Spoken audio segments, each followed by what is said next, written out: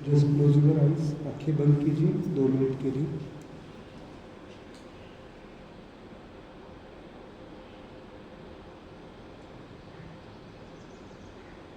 आंखें पूरी तरह से बंद। Just observe your breathe. अपनी आती जाती सांसों को जस्ट ऑब्जर्व कीजिए।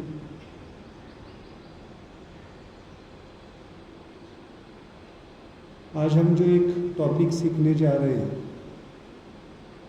उसको कहते हैं हम सेल्फ हीलिंग प्रोसेस। किसी भी चीज़ को अगर हमें पूरी तरह से हील होना है, किसी भी बीमारी से हमें मुक्त होना है, किसी भी प्रॉब्लम से अगर हमें सॉल्यूशन की तरफ जाना है तो हीलिंग इज रिक्वायर्ड। और हीलिंग में भी 2 टाइप है, others healing and self healing. No doubt दूसरों से हेल्प लेना ज़रूरी होता है, बट हेल्प और डिपेंडेंसी में फ़र्क है। हेल्प और डिपेंडेंसी में फ़र्क है।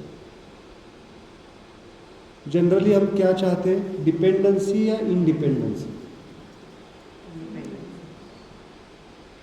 डिपेंड होके रहना चाहते हैं जनरली। एक ह्यूमन छोड़ो, किसी भी जीव का अगर बेसिक इंस्टिंक्ट देखा जाए तो डिपेंडेंट होना चाहते हैं या इंडिपेंडेंट होना चाहते हैं? इंडिपेंडेंट, है ना। अगर आपके घर में बुजुर्ग भी होंगे और वो कॉन्शियस होंगे थोड़ा सा, तो उनका अगर आप हाथ पकड़ के चलने लगे तो बोलते हैं छोड़ो मैं अपने आप चलूँगा। ये बेसिक इंस्टिंक्ट है इंडिपेंडेंसी का। बट पिछले,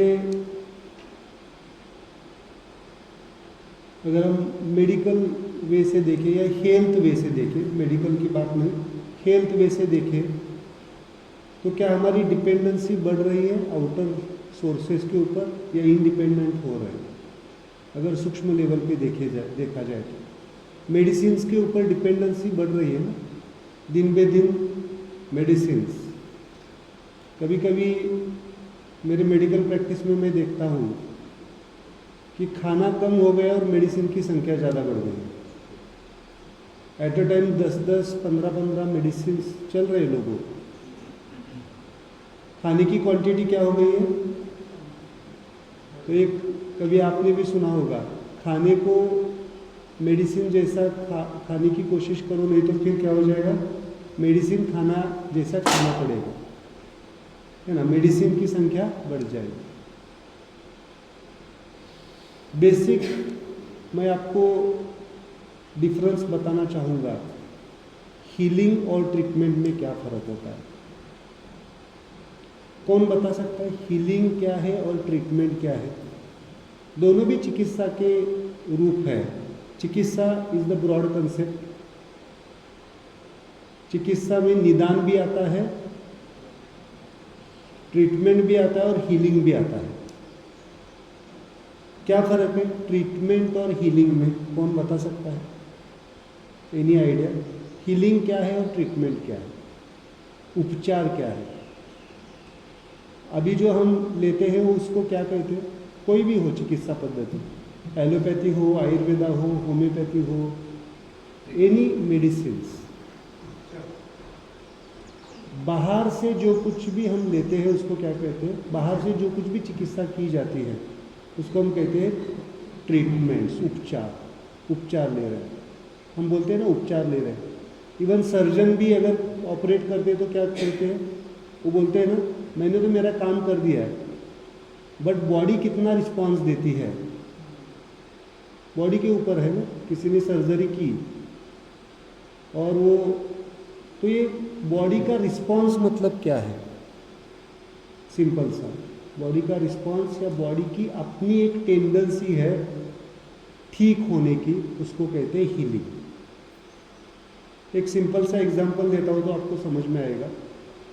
समझो कट हो गया, कहाँ पे थोड़ा सा ऊंड हो गई, तो पहले इस 50 साल पहले क्या करते थे लोग? टर्मरिक लगाते थे या जो कुछ भी थे बाहर की, तो टर्मरिक लगाना भी क्या था? उपचार ही था।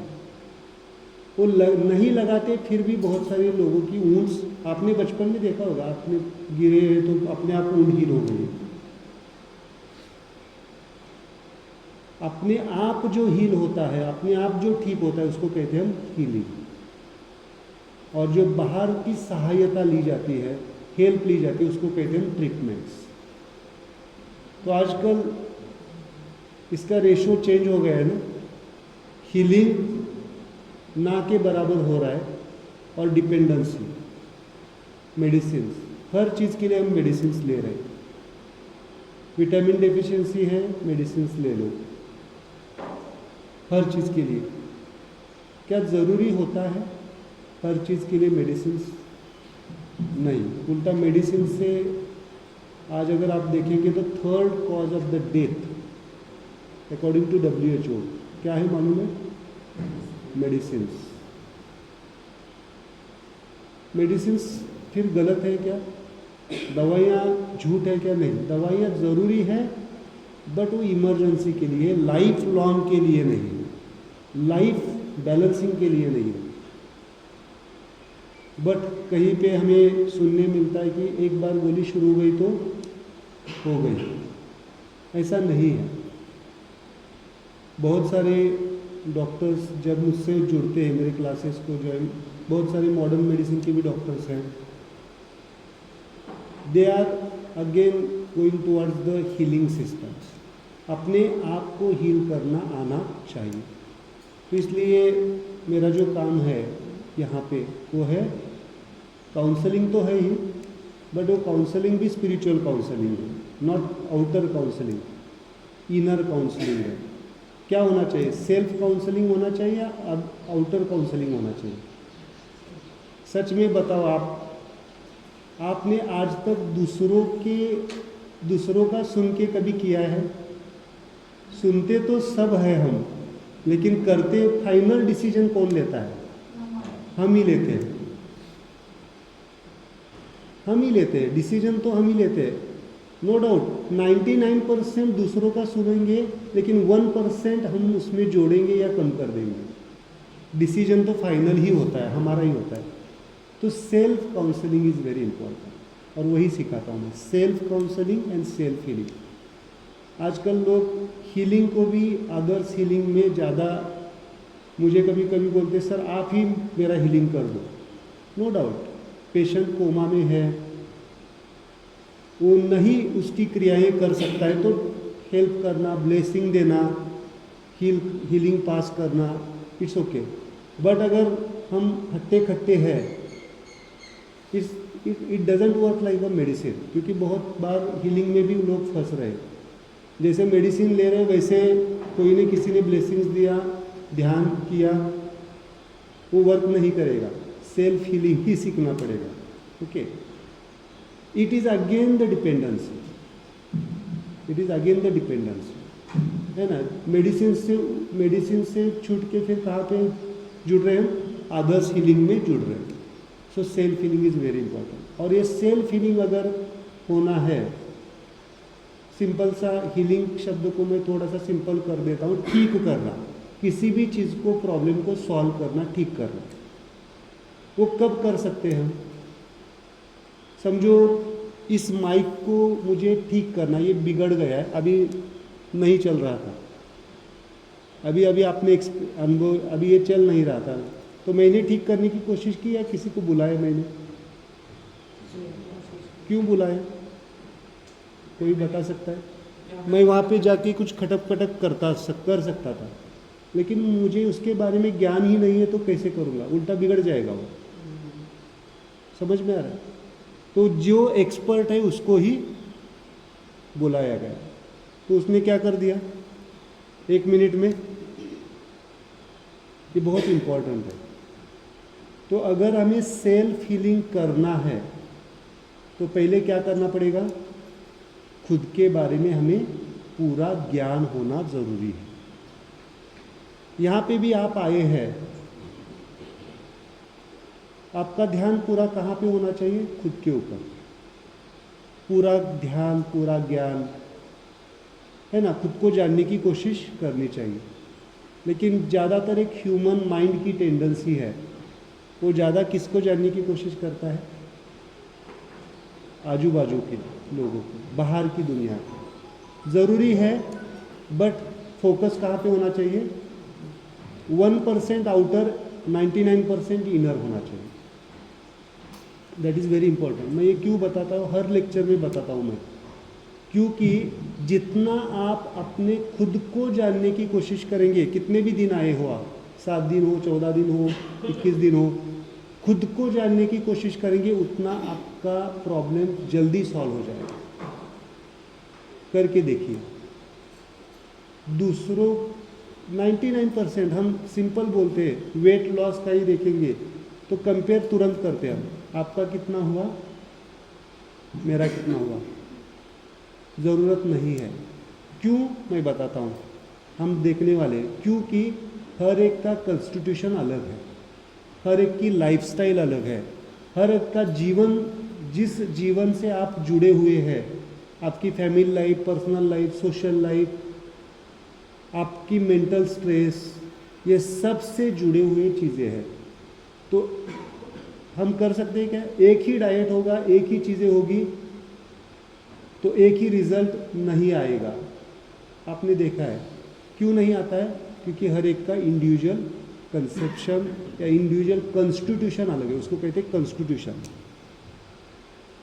So don't compare. इससे क्या हो जाएगा?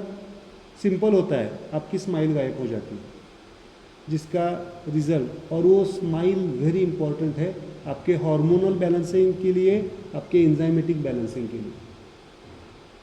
वो हैप्पीनेस, वो smile state is very important. तो पहले क्या करना पड़ेगा? यहाँ पे आने के बाद भले ही रिजल्ट कम ज़्यादा हो, क्या करना चाहिए? आपका फोकस कहाँ पे होना चाहिए? खुद को एनालिसिस करने में, आपकी बॉडी कैसे काम करती है। क्योंकि यहाँ पे कौन सी चिकित्सा पद्धति है sir? It's not the artificial outer चिकित्सा नहीं है, ये इनर चिकित्सा है, आपके हीलिंग सिस्टम को और कनेक्ट करने की चिकित्सा है। ओके, सो स्वयं के बारे में कितने लोग जानते हैं? Just close your eyes. और एक क्वेश्चन पूछना है आपको, खुद को, अपने आप को पूछना है। कभी पूछा है क्या? देखिए आपने क्वेश्चन, मैं कौन हूँ? मैं मतलब आपको कभी पूछा है आपने खुद को, एक्चुअली मेरे एग्जिस्टेंस का मतलब क्या है, मेरे अस्तित्व का मतलब क्या है? जस्ट आस्क वन क्वेश्चन, अपने आप को पूछना है, और वो आंसर आपको सबको देना है। इसी वक्त इंस्टिंक्ट लेवल पे क्या आंसर आता है?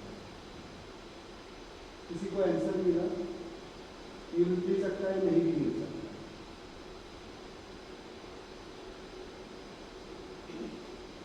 ये बहुत इंपॉर्टेंट है। हम दुनिया के बारे में बहुत कुछ जानते हैं, बस खुद के बारे में, और यहाँ से ही शुरुआत होती है सेल्फ के लिए। जब तक आप खुद को अनुभव नहीं करेंगे, खुद को जानने की कोशिश नहीं करेंगे, तब तक सेल्फ हीलिंग नहीं होगा। दूसरों की हीलिंग तो बात छोड़ो, दूसरों को ठीक करना तो बात की बात है, क्योंकि उसका ओवरफ्लो होता है। आप जब फुलफिल हो जाते हैं, कंप्लीट हो जाते हैं, तो ही बाहर के लोगों को आप समझा पा सकते हैं, ठीक कर सकते हैं। नहीं तो कॉन्फ्लिक्ट बना रहता है। कॉन्फ्लिक्ट कहाँ पे है? दो कॉन्फ्लिक्ट है, एक बाहर की दुनिया का खुद से, और खुद में ही हमारा बाहर का एक्सटर्नल और हमारा इंटरनल। अर्जुन और कृष्ण बाहर नहीं है, आपका बाहरी मन जो भटकता हुआ मन है वो अर्जुन है, और आपका सॉल्यूशन वाला mind, inner consciousness, that is the Krishna. कोशिश करें। Just open your eyes and just जो आपको अभी अनुभव हुआ, जो आंसर आया वही आपको देना। आपको पूछा जाए तो आप कौन है, क्या आंसर देंगे? Human being. Human being. आप सबके आंसर सुनो, बहुत इम्पोर्टेंट। आप जवाब नहीं दे सकते, बहुत आप नहीं दे सकते। कॉपी मत करो, अलग अलग आएगा, सबका अलग आएगा, कुछ ना कुछ आपका नाम, आपका नाम और आपका फैमिली मेंबर, आप आत्मा, आप I don't, mother of 2 children, आपका सर, आप कुछ नहीं, मैं आपको एक स्त्री, सर आप कुछ आंसर आया?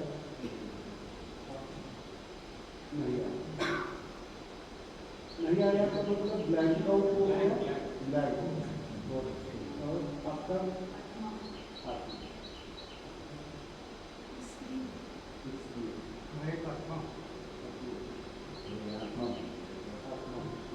शायद इस क्लास में ज़्यादा स्पिरिचुअल से करेंगे। आप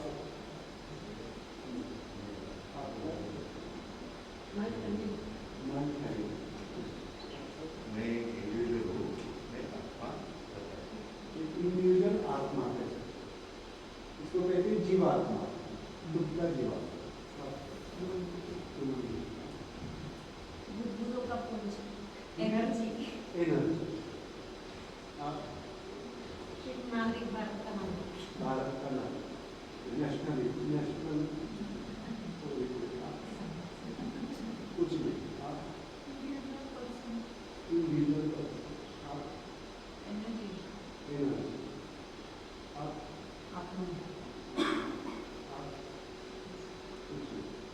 सबके आंसर बराबर है, इसमें कुछ डाउट नहीं है।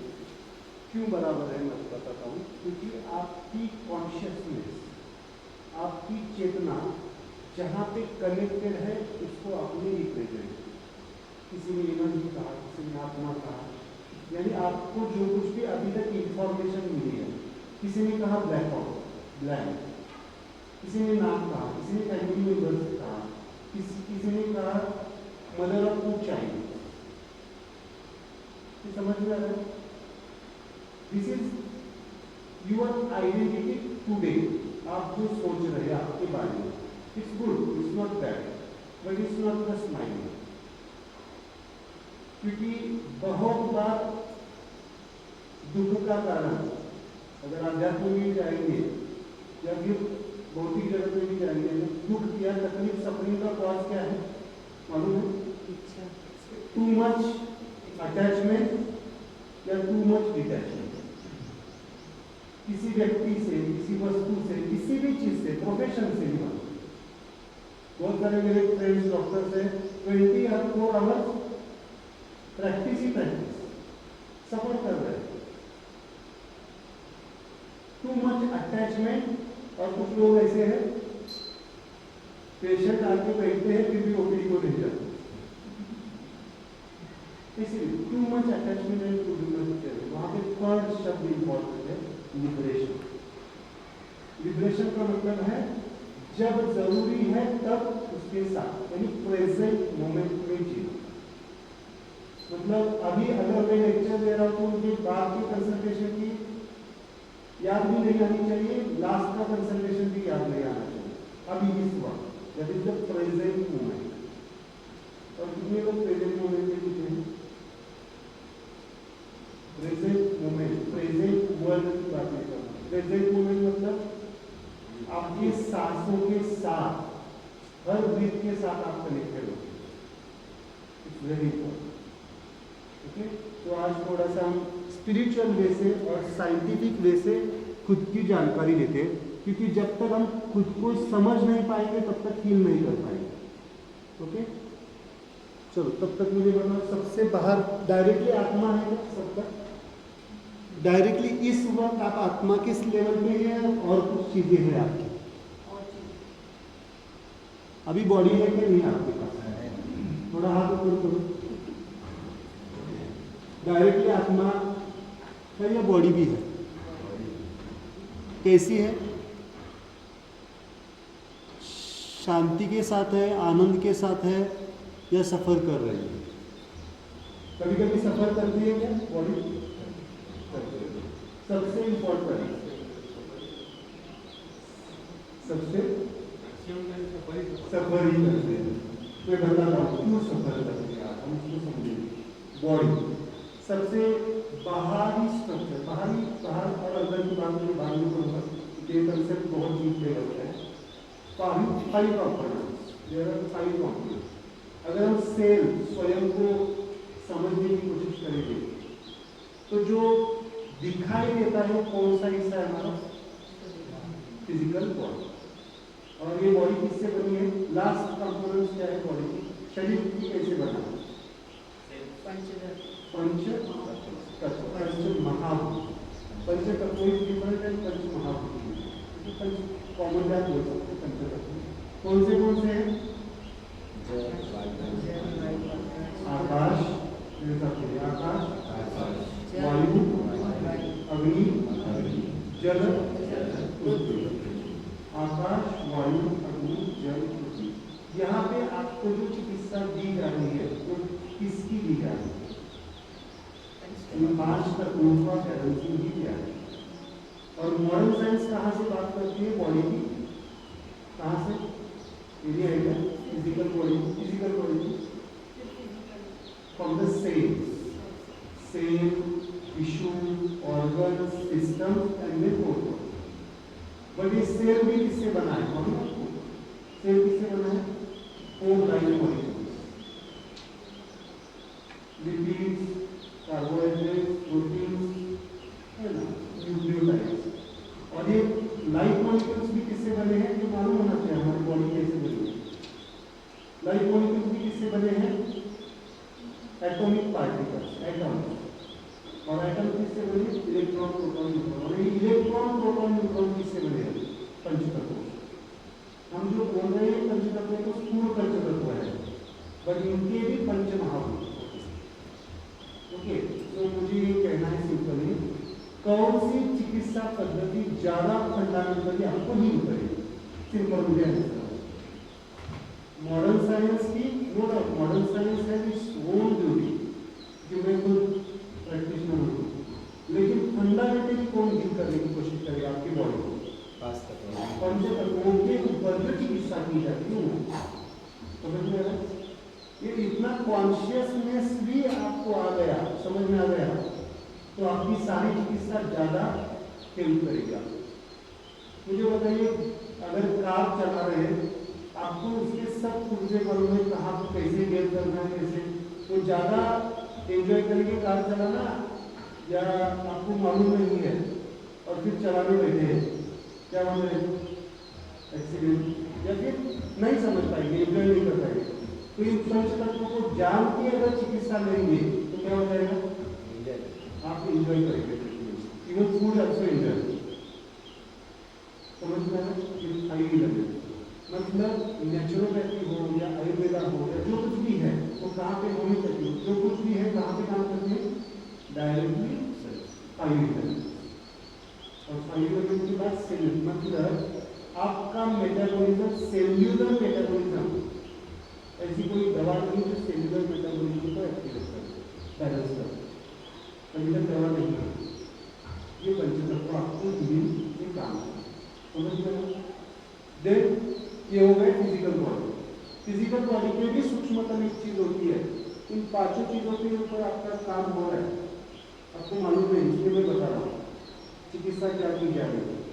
इस फिजिकल बॉडी में भी एक सूक्ष्मतम शरीर होता है, जिसे कहते हैं सूक्ष्म शरीर, इसको कहते हैं एनर्जी बॉडी। सुना कभी एनर्जी? अभी आपने एनर्जी कहा, that energy means what is mean by energy, where is the energy flowing? Chakras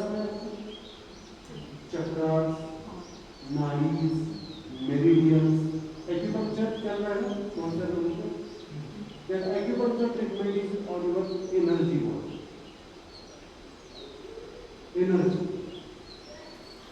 There are 4 energy structures in our body. एक डायमंड एनर्जी स्ट्रक्चर है, एक मेरिडियन, सुना आपने चाइनीज मेरिडियन होते हैं, नाड़ी जैसे नाड़ी, देन चक्रा, कितने चक्रा हैं हमारी बॉडी में? 7। बेसिकली हमें 7 मालूम है, पर देयर आर 24 चक्रा। ये 7 चक्रा हमारी बॉडी में है और बाकी के चक्रा हमारे औरा में है। ओके, तो देयर आर 24 चक्रा। 7 चक्रा पता कौन सी है? मूलाधार, स्वादिष्ठान, मणिपुर, अनाहत, शिशुधार, आज्ञा, 6 हो गए। सहस्त्र, और सहस्त्र को भी, सहस्त्र is also outer side, is not inner side. तो इनर बॉडी में होता है 16 चक्र, इसको अग्नि चक्र। 7 चक्र जो बॉडी में होते हैं, सहस्त्र इज आउटर। 6 नीचे, 16 चक्र कहाँ पे मालूम है? Just touch your chest, chest को कॉन्टैक्ट कर देगा, और जहाँ पे चेस्ट खत्म होती है और एब्डोमेन शुरू हो जाता है। एनाटॉमिकली अगर आप देखेंगे मॉडर्न एनाटॉमी के, यहाँ पे सबसे इम्पोर्टेंट कौन ऑर्गन्स हैं? कौन से ऑर्गन्स है पता आपको ही मालूम? Heart, lungs, pancreas, liver, spleen, stomach, सबसे इम्पोर्टेंट ऑर्गन, इसलिए 16 चक्र वेरी इंपॉर्टेंट। सूर्य नमस्कार केवल आपका हाथ कहाँ पे होना चाहिए? किया करके देखिए, एक्चुअली ये होना चाहिए। हमारा हाथ जनरली हम लोग को ठीक है, सौंपे, बट किया कभी किया है अपने 16 सूर्य चक्र? जस्ट दिस,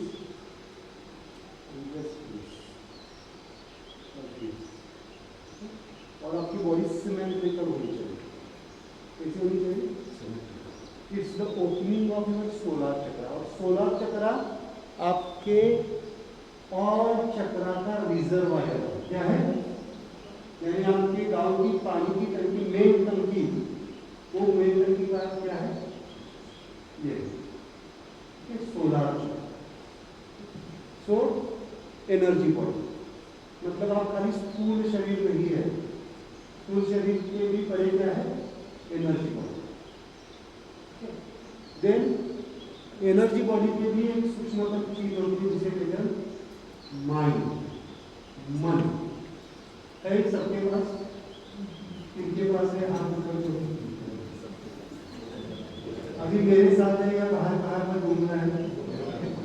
घूम रहा है, बाहर घूम रहा है, मेरे साथ बिल्कुल नहीं है। शायद 50% मेरे साथ होगा, 50% बाहर होगा। लास्ट में मेडिटेशन देंगे हम, 100% आपके साथ होगा, मेरे साथ नहीं। मेरे साथ नहीं होगा तो भी चलेगा, लेकिन आपके साथ होना चाहिए। It's very important. तो हमारा मन 99% यहाँ पे आने के बाद भी कहाँ पे होता है?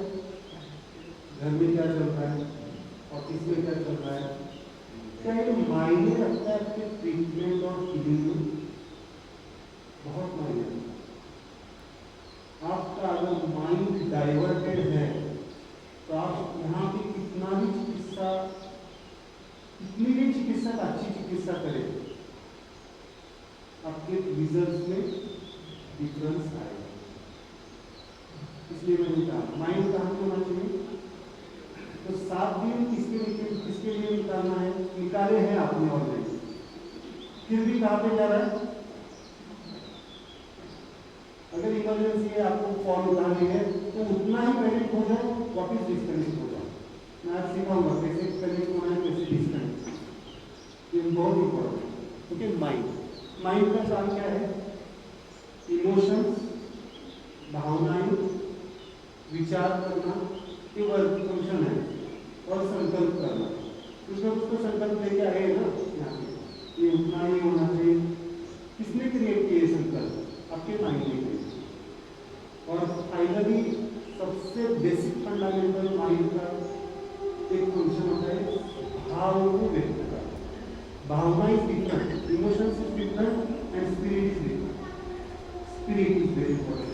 अगर आपका स्पिरिट बैलेंस्ड है, हार्मोनाइज्ड है, देन आपके संकल्प सिद्ध हो जाएंगे। अगर आप निगेटिव स्पिरिट से ही चीजों को देखने लगे तो क्या हो जाएंगे? संकल्प क्या हो जाएंगे? इसलिए कभी कभी कहीं भी यहाँ भी बहुत बार आपके मन के खिलाफ चीजें हो जाए, तब क्या करो? क्या करो? Smile, acceptance is very important. क्योंकि हमारा माइंड कितना सोचता है और इस रूम से, इस हॉल से बाहर जाने के बाद जितना आश्रम दिखता है उसको कहते हैं लोकल व्यू, उतना ही सोचता है।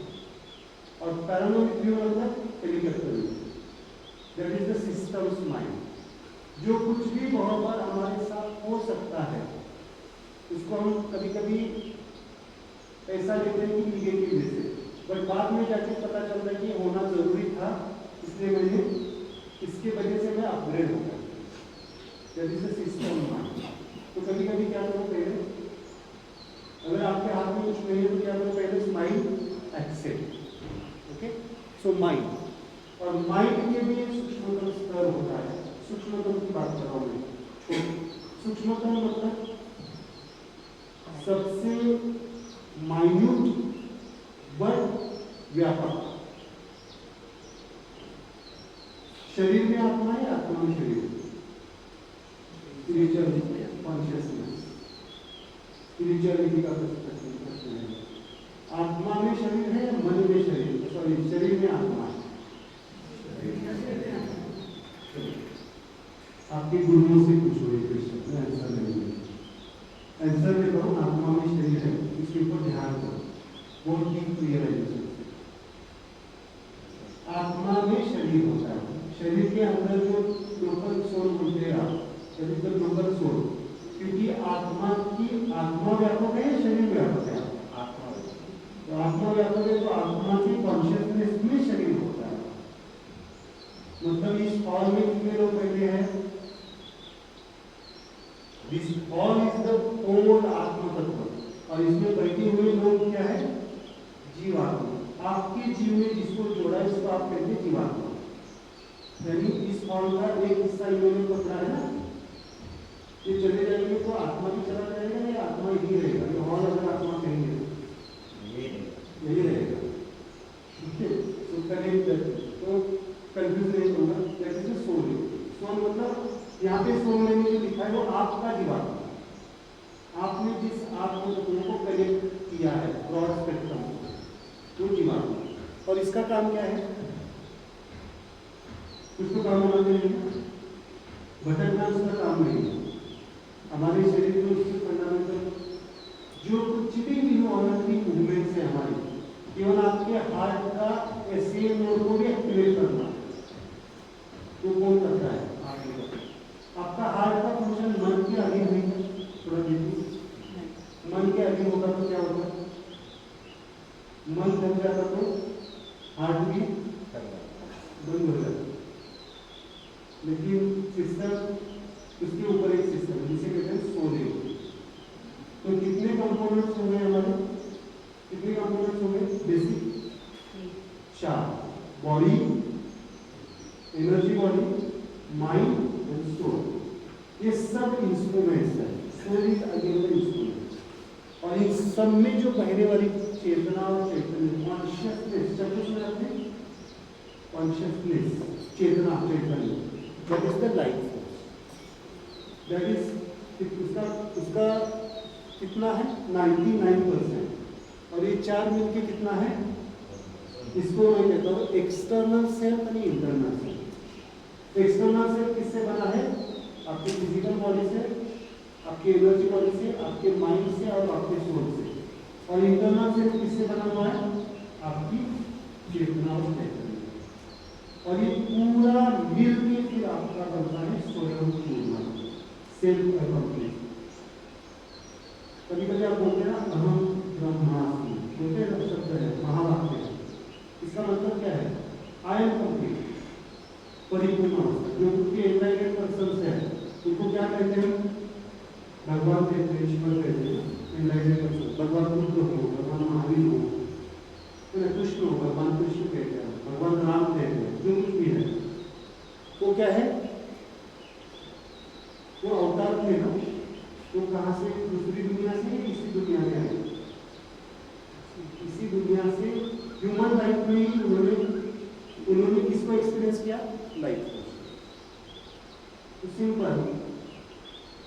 पांचों के बारे में हमें जानकारी होनी चाहिए, तो ही हम क्या कर सकते हैं, हील हो सकते हैं।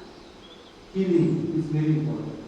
तो इसको जानकारी देने के लिए क्या करना पड़ेगा, मैंने तो अभी थ्योरेटिकल समझाया, अनुभव तो लेना पड़ेगा ना। थ्योरेटिकल तो बहुत ग्रंथों में, बुक्स में सब है, लेकिन सोल क्या होता है, माइंड क्या होता है, एनर्जी क्या होती है, बॉडी क्या होती है, इसको समझना तो जरूरी है। और समझना इसको रियलाइज होना चाहिए, अनुभव आना चाहिए, एक्सपीरियंस आना चाहिए। तो इसके लिए एक ही प्रक्रिया होती है। तो ये मेडिसिन है, मेडिसिन खा लिया और सोल को समझ लिया नहीं, इसको एक ही टेक्निक है, सेल्फ इनर मेडिटेशन। अपने आप को समझने के लिए कुछ प्रक्रियाएं होती हैं, इसको समझ। थोड़ा सा मैं कैंसर जैसी बीमारियों को सोल डायमेंशन की बीमारियां कहता हूँ। कैंसर क्या है, कौन बता सकता है कैंसर? कैंसर में क्या होता है? Expressive reproduction of our cells. ये बॉडी के कंट्रोल में है, माइंड के कंट्रोल में है, एनर्जी के कंट्रोल में। Is direct control under the soul चक्र।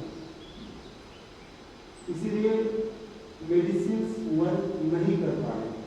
मेडिसिन आपके बॉडी के कैंसर को ठीक कर सकते हैं। कोई भी बीमारी जो होती है इन 4 डायमेंशन की होती है, soul dimension, mind dimension, energy dimension and physical body, है ना। समझो किसी को कैंसर हो चुका है, एग्जाम्पल ले लेते कैंसर का, तो उसको बॉडी को कैंसर आने के पहले ये 3 डायमेंशन की उसको कनेक्टिविटी होती है। एग्जाम्पल देता हूँ, किसी पेशेंट को आप देखने गए क्लोज वन, किसी कैंसर हॉस्पिटल में, ये कैंसर ले रहा हूँ क्योंकि इट्स एक्सट्रीम कंडीशन, अभी मेडिकल साइंस के पास इसके बहुत प्रॉब्लम्स है, सोल्यूशन नहीं मिल पा रहा है, इसलिए मैं बोल रहा हूँ। चले गए, कहीं ना कहीं पे आपको एक दुख की भावना आ जाती है, उसको देखिए आती है। कुछ लोगों का मन अगर कमजोर हो जाए, कमजोर होगा, मनोबल कम होगा, एक थॉट भी आ जाता है, मेरे पास पेशेंस है, थॉट भी आ जाता है, क्या आ जाता है, मुझे तो नहीं हो जाएगा। ये बहुत मायने रखता है। तो इसको कहता हूँ माइंड लेवल पे कैंसर इंटर हो जाए। मुझे बताइए, सिंपल साइंस ने प्रूव किया है, कैंसरस सेल्स सभी बॉडी में मौजूद है या नहीं? सेल्स तो मौजूद है। ये ट्रिगर पॉइंट होते हैं हमारे, क्योंकि बहुत सारे लोगों को प्रश्न होता है कि क्या मुझे तो कुछ भी एडिशन नहीं है, बट कैसे हो गए? तो ये क्यों बता रहा हूँ, मैं आपको डराने की कोशिश नहीं कर रहा हूँ, सोल्यूशन देने वाला हूँ, डोंट वरी। अगर ऐसे पेशेंट को देखने जाना है तो क्या करो, माइंड की फिंगर टच करके जाओ, थॉट भी नहीं आएगा, कुछ नहीं होगा। ओके, माइंड मेडिटेशन करके जाओ, जाना तो पड़ेगा, फिर तो करना पड़ेगा। ओके, सो माइंड किस तरह से बहुत सारी बीमारियां इंटर हो जाती हैं। कितने लेवल पे बीमारियां हो सकती है? 4। सोल, माइंड, सोल पहले जो कुछ भी होता है सोल पे इंफ्लुएंस होते हैं, उसके बाद में माइंड पे मैनिफेस्ट होता है, बाद में आता है एनर्जी बॉडी में, और बाद में आता है physical. So just see your hand, आपका हाथ देखिए, कितने फिंगर्स है? 5। क्योंकि ये जो टॉपिक है ये पूरा अलग सा डायमेंशन है, इसको मैं आधा घंटे में नहीं एक्सप्लेन कर सकता, बस जितना जरूरी है। कितने फिंगर्स हैं? 5। इसमें से कौन सी फिंगर है जो आपको गुस्सा आता है तो बाहर आती है? सब दिखा, सब लोग दिखा नहीं, गुस्सा आता है तो कौन सी बाहर आती है? यही आती है ना। इसमें आपको समझा है बचपन से, गुस्सा छोटे बच्चे को भी यही आती है ना, मतलब क्या है। और इन चारों में से किसको गुस्सा आता है? गुस्से का ओरिजिनेटर कौन? Mind. So this finger represents your mind consciousness. Okay? इसके जैसे दिखने वाली दूसरी कौन सी फिंगर है इसमें? इसके जैसी हाइट वीर्थ जैसी माइंड एंड डायरेक्टली बॉडी का कनेक्शन है। Body follows the mind. इसी का रूल आपकी बॉडी पहले आई या लेक्चर सुनने में पहले माइंड ने डिसाइड किया?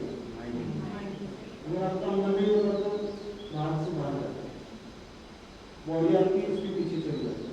तो बॉडी फॉलोज द माइंड, मतलब ये माइंड है तो ये फिजिकल बॉडी। और इन दोनों के बीच में क्या लिखा है? एनर्जी। तो दिस इज एनर्जी बॉडी, मतलब आपके चक्रा नाड़ी मेरिडियंस इसमें सब। और नेचुरल कॉल्स आपने तो कौन सी फिंगर आती है?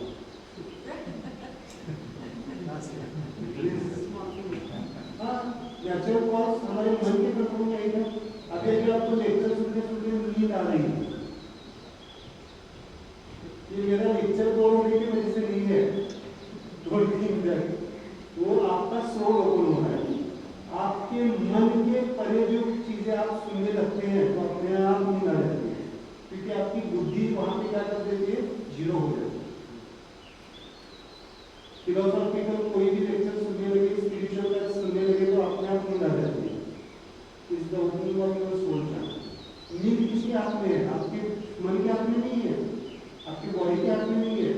आपकी रेस्टिव टैबलेट, बहुत सारे मेडिसिन में भूल गया है क्योंकि मैं अपनी मुद्रा प्रेस्क्राइब करता हूँ, तो आपके ब्रेन की नींद ठीक कर सकता है वो, बट आपकी पूरे नींद को ठीक नहीं कर सकता है। नींद को ठीक करना तो सोल के पास जाना पड़ेगा। Soul is the originator of your natural cause. Urine control करना, यूरिनरी इनकॉन्टिनेंस सुना है आपने? यूरिन कंट्रोल नहीं होता है, स्टूल कंट्रोल नहीं होता है। is the natural activities of your soul on your body. Soul के बहुत सारे फंक्शन है, स्पिरिचुअल एक्सेस से कहेंगे तो डिफरेंट फंक्शन है, बट बॉडी लेवल पे उसका इम्पोर्टेंस है कि नेचुरल एक्टिविटी। इसीलिए अगर किसी भी वैद्य के पास जाएंगे, डॉक्टर्स के नेचुरोपैथी, वो पहला पूछेंगे आपको टॉयलेट कैसे होता है, यूरिन कैसे होती है, भूख लगती है क्या नहीं। ये पैरामीटर्स है आपकी सोल काम कर रही है नहीं कर रही है। मैं भी मेरे पेशेंट्स में पूछता हूँ, स्लीप डिस्टर्ब है मतलब सोल लेवल पे इम्बैलेंस हो चुका है। एपेटाइट की देखो, कैंसर के पेशेंट की सब ये सिम्टम्स आते हैं, नींद डिस्टर्ब होती है, खाना नहीं जाता है, यूरिन कॉन्स्टिपेशन, सब कुछ इम्बैलेंस होता है। तो सोल इसमें नहीं भेजो तो क्या? Soul, mind, energy body, physical body, और इन सबको बैलेंस करने वाला क्या है? Life force. एक लफ्ज से क्या माना गया? याद रखिए, this is the key maker, और ये ब्यूटी है। देखो ये सबको टच कर सकता है, टिप टच। इसके पीछे बहुत साइंस है, मैंने आपको समझाने के लिए, इसके इसको सीखना है तो मेरे साथ 3 दिन गुरु की शिष्य परंपरा से सीखना पड़ता है। सब बहुत ही अंडरस्टैंडिंग, बट ये टच करना और ये चारों टिप टच हो सकते हैं। ऐसा है ना, हमारा बना ही है जैसे ये सब। इसलिए आप जो मुद्रा लेते हैं ना, कौन सी मुद्रा लेते हैं? ध्यान रखिए, आज आपको समझ में आएगा ये माइंड का बैलेंस है। Mind, energy body, physical body, और ये लोग थोड़ा सा मेडिटेशन लेते हैं। क्यों लेते हैं? आज तक जो कुछ भी आपके सोल पे इम्प्रिंट्स है हुआ है, आपके साथ बहुत सारी घटनाएं हो चुकी है जीवन में, अच्छी भी हुई है, बुरी भी हुई है।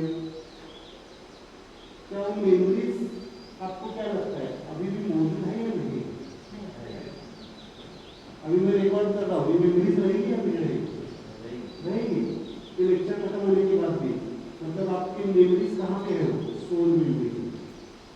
और सोल अगर सिस्टम है रीबर्थ का, बर्थ टू बर्थ जो मेमोरीज है आपकी, वो इसमें, इसका एक संकेत होता है। आप ड्रीम्स देखते हैं, इस लाइफ में आपको कभी भी उस चीज को आपने एक्सपीरियंस नहीं किया होता है, वो भी ड्रीम्स में आ जाते हैं। From where they comes from the soul position. तो आज थोड़ा सा सोल को बैलेंस करने की कोशिश करिए। तो राइट हैंड में दिस फिंगर, कितने लोगों की इजी का शोल्डर में, राइट हैंड में सोल लिटिल फिंगर, छोटी वाली, छोटी टच इजी हो जाता है या किसी का हो, इसके पीछे भी किसी का होता है, किसी का नहीं होता है, किसी का छुप रहा है, इसके पीछे भी बहुत सारे प्रॉब्लम है। देन लेफ्ट हैंड में माइंड, और हाथों को आप नीचे रखिए, यहाँ पे रखिए, आईज के ऊपर, आपका चश्मा निकाल के रखिए, आपके मोबाइल साइड में रखिए, आपके शरीर को कुछ टच करने वाली चीजें नहीं होनी चाहिए।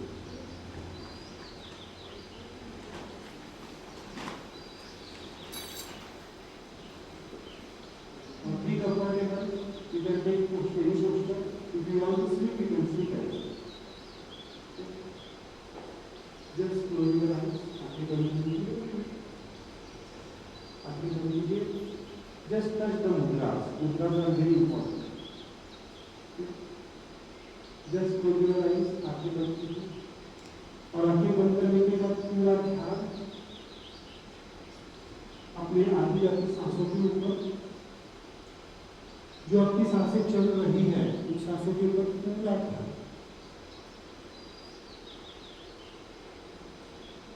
Just make one beautiful smile on your face. अपने लिप के कॉर्नर्स पर थोड़ा सा ऊपर लेते रहिए, एक छोटा सा बच्चा. अपने 3 साल की मेमोरीज याद करने की कोशिश कीजिए. अंदर स्माइल, कोई फिक्र नहीं, कोई चिंता नहीं, अंदर स्माइल. अभी भी वही कॉन्शियसनेस हमारे अंदर मौजूद है. हमें लगता है हम बड़े हो चुके हैं, बट माइंड लेवल पे, एनर्जी लेवल पे स्माइल इज वेरी इंपॉर्टेंट. अगर आपका सोल ओपन हो जाता है, तो बाहर का आवाज भी आपको डिस्टर्ब नहीं करेगा. Just smile, just observe your breathe with the smile. Just observe your breathe with the smile. Just observe your thoughts with the smile. जो विचार आपके लिए जरूरी नहीं है वो चले जाएंगे, और जो विचार आपके लिए जरूरी है, प्रोडक्टिविटी के लिए है, वही रहेगा. जस्ट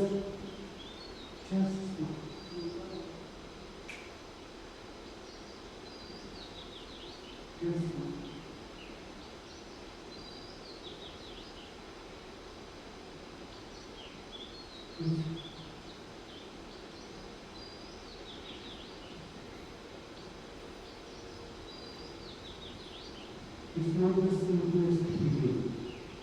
ये आपके सोल डायमेंशन से आपके बहुत सारे प्रॉब्लम्स को सॉल्व करता है. केवल एक प्रयोग कर सकते हैं आप इसी वक्त. आपके शरीर के कौन से भी हिस्से में आपको अगर डिस्कम्फर्ट होगा, वहाँ पे सिंपल स्माइल से ध्यान दीजिए, वो डिस्कम्फर्ट अपने आप चला जाएगा. चाहे वो कितने भी साल का हो, अपने आप अगर कॉन्शियसली आप उस चीज को देखेंगे, अपने आप चली जाएगा स्माइल. और ये ब्यूटीफुल रियलाइजेशन होगा आपका. नींद आना बहुत अच्छी बात है, सो जाओ. नींद आ रही है तो सो जाओ. आंखों से पानी आ रहा है, आने दो.